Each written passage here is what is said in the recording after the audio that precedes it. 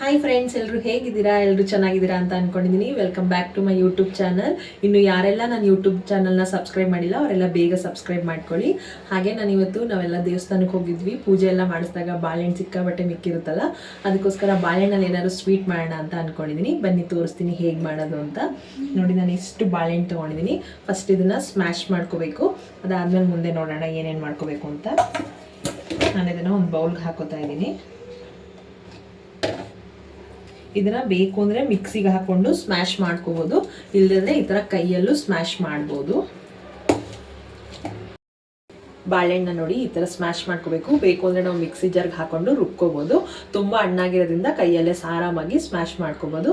ಇದಕ್ಕೆ ನಾನು ನೆಕ್ಸ್ಟ್ ಏನು ಹಾಕೋತೀನಿ ಅಂತ ಅಂದರೆ ಸ್ವಲ್ಪ ಏಲಕ್ಕಿ, ಒಂದು ಚಿಟಿಕೆ ಉಪ್ಪು, ಒಂದು ಚಿಟಿಕೆ ಸೋಡಾ ಹಾಕೋತಾ ಇದ್ದೀನಿ. ಹಾಗೆ ಕೊಬ್ಬರಿ ತುರಿ ತಗೊಂಡಿದ್ದೀನಿ ಒಂದು ಬೌಲ್ ಅಷ್ಟು. ನೀವು ಬೇಕು ಅಂದರೆ ಹಸಿ ಕಾಯಿನೂ ಕೂಡ ಹಾಕೋಬೋದು.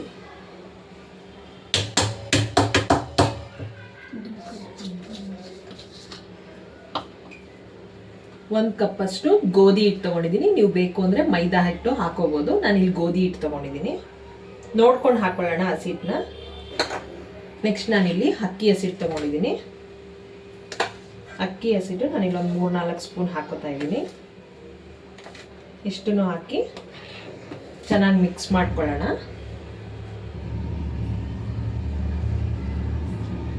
ಗೊತ್ತಾಗುತ್ತೆ ನಮಗೆ ಬೈಂಡಿಂಗಿಗೆ ಎಷ್ಟು ಬೇಕು ಅಂತ.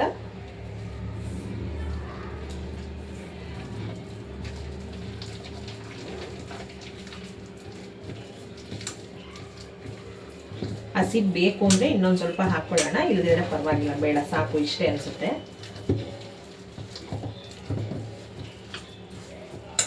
ಬಾಳೆಹಣ್ಣಲ್ಲೇ ಸ್ವಲ್ಪ ಸ್ವೀಟ್ ಇರೋದ್ರಿಂದ ಬೆಲ್ಲನ ನೋಡ್ಕೊಂಡು ಹಾಕೊಳ್ಳೋಣ ಎಷ್ಟು ಬೇಕು ಅಂತ.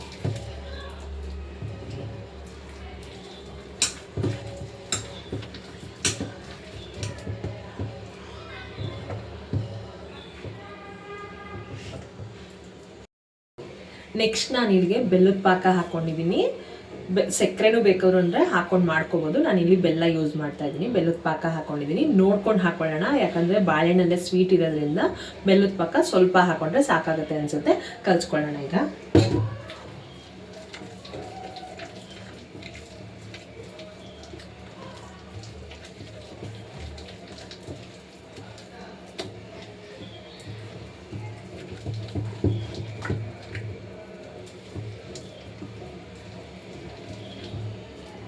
ತುಂಬ ಗಟ್ಟಿಯಾಗಬೇಕು ಅಂತ ಏನು ಅವಶ್ಯಕತೆ ಇಲ್ಲ. ನೋಡಿ, ಈ ಥರ ಬೋಂಡು ಥರ ಹಾಕೋ ರೀತಿ ಇದ್ದರೆ ಸಾಕು. ನೋಡಿ, ಈ ಥರ ಕನ್ಸಿಸ್ಟೆನ್ಸಿ ಬಂದರೆ ಸಾಕು. ಇದು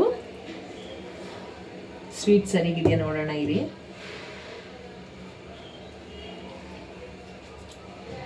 ಸಾಕು ಅನಿಸುತ್ತೆ. ಜಾಸ್ತಿ ಸ್ವೀಟ್ ಆದರೂ ತಿನ್ನೋಕ್ಕಾಗೋದಿಲ್ಲ. ಸಾಕು, ಚೆನ್ನಾಗಿದೆ.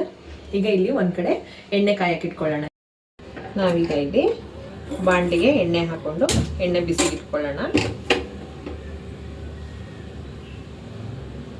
ಎಣ್ಣೆ ಕಾಯಿಲಿ.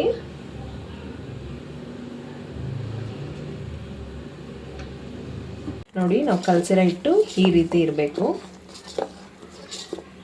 ಎಷ್ಟು ಘಮ ಘಮ ಅಂತ ಇದೆ ಗೊತ್ತಾ? ಹಾಗೇನೂ ಕೂಡ ತಿನ್ಬೋದು, ಅಷ್ಟು ಚೆನ್ನಾಗಿದೆ. ಈಗ ಎಣ್ಣೆ ಕಾದಿದೆ, ಎಣ್ಣೆ ಒಳಗೆ ಹಾಕೋಣ ಅಂತ ಇರಿ, ಹೇಗಿರುತ್ತೆ ಅಂತ ತೋರಿಸ್ತೀನಿ. ಎಣ್ಣೆ ಕಾದಿದೆ, ಲೋ ಫ್ಲೇಮಲ್ಲಿ ಇಟ್ಕೊಂಡೆ ಬೇಯಿಸ್ಕೊಳ್ಳೋಣ. ಬೇಕು ಅಂದರೆ ಇದಕ್ಕೆ ನಿಮ್ಗೆ ಎಳ್ಳೆನಾರು ಇಷ್ಟಪಡ್ತೀರಾ ಅಂದರೆ ಎಳ್ಳನ್ನು ಕೂಡ ಹಾಕೋಬೋದು.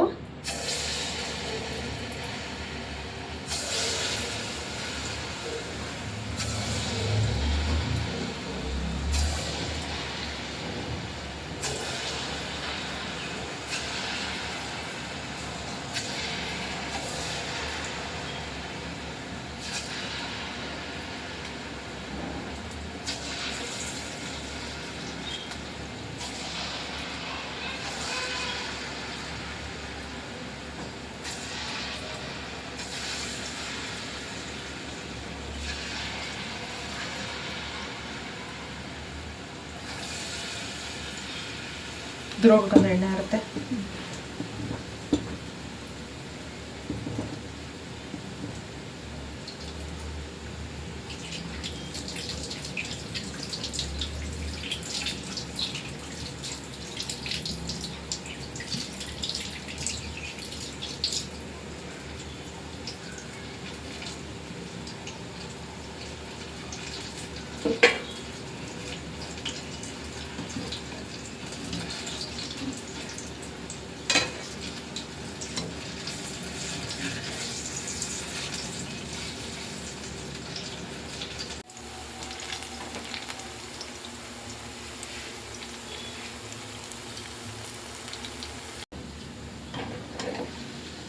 ಸಾಕು, ಬೆಂದಿದೆ. ಎತ್ತಾಕೊಳ್ಳೋಣ.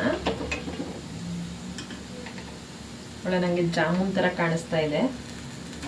ಟೇಸ್ಟ್ ಹೇಗಿದೆ ಅಂತ ನೋಡೋಣ. ಇದು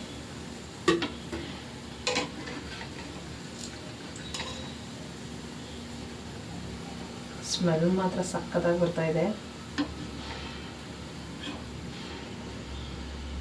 ಸ್ವಲ್ಪ ಬಿಸಿಯಾಗಿ ಇನ್ನೊಂದು ಸ್ವಲ್ಪ ಹಾಕೊಳ್ಳೋಣ.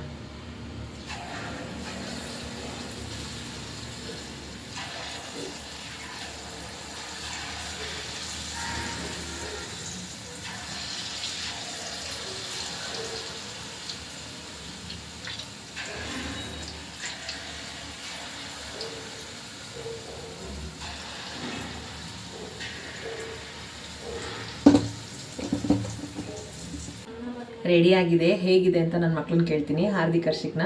ಹಾರ್ದಿಕ್ ಹರ್ಷಿಕ್ ಬನ್ನಿ ಇಲ್ಲಿ. ಒಳ್ಳೆ ಕಬಾಬ್ ಥರನೂ ಕಾಣಿಸ್ತಾ ಇದೆ. ಏನಾದರೂ ಅನ್ಕೋಬೋದು, ಬಟ್ ಇದು ಬಾಳೆಹಣ್ಣಿನ ಬೋಂಡ. ಹೇಗಿದೆ ಟೇಸ್ಟ್ ಮಾಡಿ ಹೇಳಿ.